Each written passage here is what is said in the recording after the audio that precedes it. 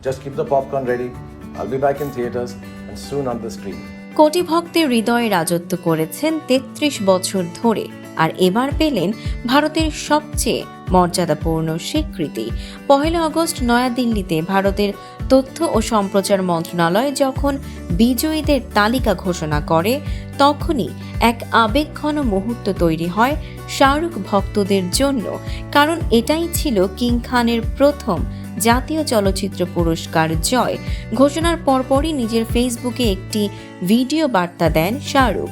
ভিডিওতে দেখা যায় হাত ভাঙা, কাঁধে ব্যথা, তবুও দাঁড়িয়ে কৃতজ্ঞতায় ভরা কণ্ঠে তিনি বলেন, জাতীয় পুরস্কারে আমাকে সম্মানিত করার জন্য ধন্যবাদ পরিচালক অ্যাটলি স্যার, ভারত সরকার এবং আমার ভক্তদের প্রতি কৃতজ্ঞতা। এটা শুধু একটি পুরস্কার নয়, এটা আমার কাছে অনুপ্রেরণা যে ভালো কাজ করে যেতে হবে, সিনেমাকে ভালোবাসতে হবে, বাঁচিয়ে রাখতে হবে। শাহরুখ আরও বলেন, পুরস্কার মানে শেষ নয়, বরং এখন আরও গভীরভাবে ভাবার সময়। আমার অভিনয় শুধু ক্যারিয়ার নয়, এটা সত্য প্রকাশের মাধ্যম। আর এতদূর আসা যেত না যদি আপনারা, আমার ভক্তরা, পাশে না থাকতেন।